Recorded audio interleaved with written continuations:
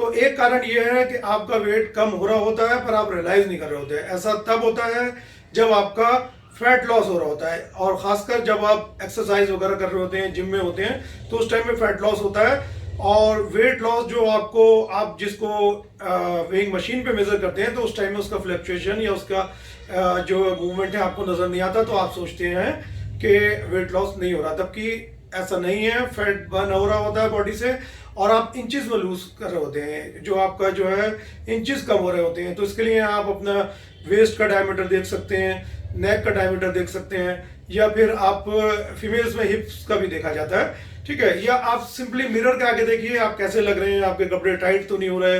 ये छोटी छोटी चीजों से भी आप पता लगा सकते हैं कि आपका वेट रुक गया है या वेट बढ़ तो नहीं रहा है। एक और फैक्टर है वो ये कि आप अब जैसे जैसे आपका वेट लॉस प्रोग्राम या कोई भी डाइट प्लान पुराना होता जाता है, या धीरे धीरे आप उसमें आगे बढ़ते जाते हैं, तो आप थोड़ा कैजुअल हो जाते हैं, और या थोड़ा आप लापरवाही करना शुरू कर देते हैं। तो अब लापरवाही जब होने लगती है, तो आप अपनी कैलोरी इनटेक जो है, वो जो पहले मॉनिटरिंग चलती थी आपकी, वो आप उसको प्रॉपर नहीं कर पाते हैं। जैसे किसी ऐप के थ्रू या नोटबुक में आप पहले लिखते थे, तो कैलोरी जब आप प्रॉपर उसकी आप मॉनिटरिंग नहीं करेंगे, तो इनटेक थोड़ी बहुत बढ़ सकती है और वेट लॉस आपका रुक सकता है। आपका वाटर इनटेक, ठीक है, वो 3 to 5 लीटर्स आपका होना चाहिए।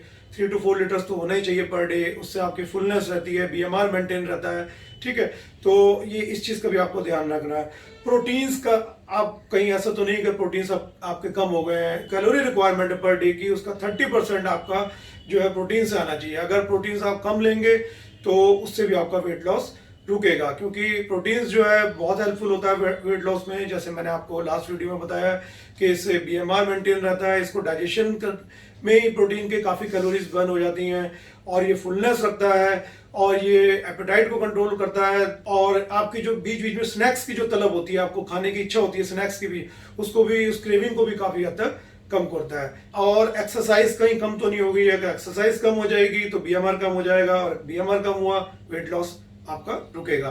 तो एक चीज और है, वो ध्यान देना है कि आपकी 8 घंटे की स्लीप चल रही है नहीं चल रही है। अगर 8 घंटे की स्लीप नहीं हुई, तो फिर आपका हार्मोनल, जो मैंने पिछले लास्ट वीडियो में डिस्कस किया था, कुछ हार्मोन्स होते हैं जो प्रॉपर स्लीप अगर आप लेते हैं 8 घंटे की, जैसे कि लेप्टिन, ग्रेलिन हार्मोन्स हैं, और प्रॉपरली सिक्रीट होते हैं, ये आपकी एपेटाइट को कंट्रोल करते हैं।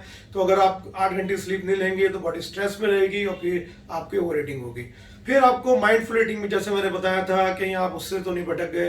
अब माइंडफुल ईटिंग का मतलब होता है दोस्तों कि डिस्ट्रैक्शन फ्री ईटिंग। इसमें खासकर मोबाइल और टीवी को बिल्कुल इससे दूर रहना होता है। आपको सारी अटेंशन अपने खाने पर देनी होती है, और अपनी मील्स को आप उसके टेस्ट को, फ्रेग्रेंस को एंजॉय कर रहे होते हैं। छोटी प्लेट्स आपको लेनी होती है, छोटा पोर्शन लेना होता है, छोटी बाइट्स लेनी होती है, और उसको आप एक बाइट को 30 to 35 टाइम्स आप च्यू करते हैं, अच्छी तरह च्यू करते हैं। तो इतनी अच्छी तरह च्यू करेंगे आप, तो आपका 20 मिनट में ही आपका पेट भर जाता है, आपकी ओवर ईटिंग से आप बचते हैं। और आप इतना अच्छा चबाएंगे, इतना चबा चबा कर खाएंगे, तो डाइजेशन बहुत अच्छा होगा। एक फायदा ये भी है। तो इस माइंडफुल ईटिंग का भी आपको ध्यान रखना है। कुछ और कॉजेज होते हैं दोस्तों, हार्मोनल चेंजेस हो सकते हैं, थायराइड वगैरह आपको फिर मेजर कराना होता है कि अगर वो तो नहीं बढ़ गया, खासकर अगर आपका पहले पास में थायराइड की, कम थायराइड, हाइपोथायराइडिज्म की हिस्ट्री रही है, ठीक है। पीसीओडी फीमेल्स में हो जाता है, तो उसको भी चेक करना होता है। फिर आपको अपने अल्कोहल इंटेक को देखना होता है कि अल्कोहल इंटेक तो नहीं बढ़ गई आपकी, क्योंकि उससे भी वाटर रिटेंशन होता है, कैलोरीज ज़्यादा जाती हैं, तो वेट रुक जाता है आपका एक लेवल पर आकर, ठीक है। तो ये भी ध्यान रखना है।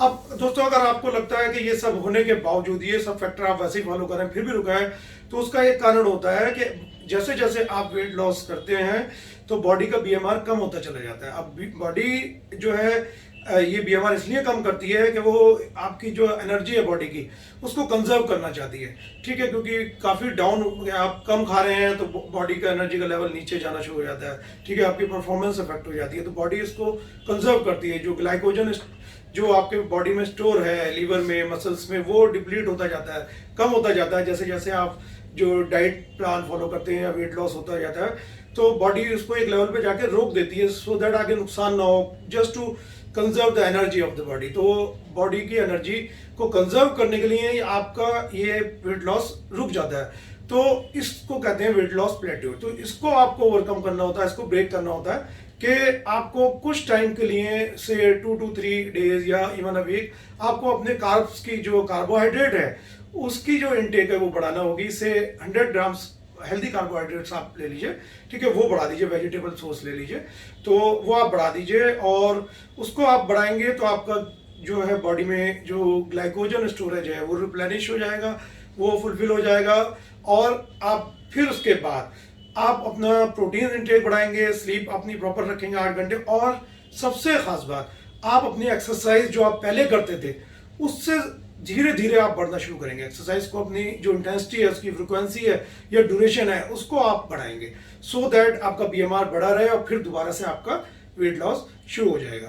तो दोस्तों ये था वेट लॉस प्लेटो कि कैसे हम इसको ओवरकम कर सकते हैं। अगर आप इस चीज़ को फॉलो करेंगे तो आपका दोबारा से जो वेट लॉस जो एक लेवल पे रुक गया है वो दोबारा से आपका वेट लॉस शुरू हो जाएगा। ठीक है, तो उम्मीद करता हूँ दोस्तों ये वीडियो आपको पसंद आई होगी, और पसंद आई है तो इसे शेयर करें, लाइक करें और मेरे चैनल को सब्सक्राइब करें। थैंक्स फॉर वॉचिंग दोस्तों, जय हिंद।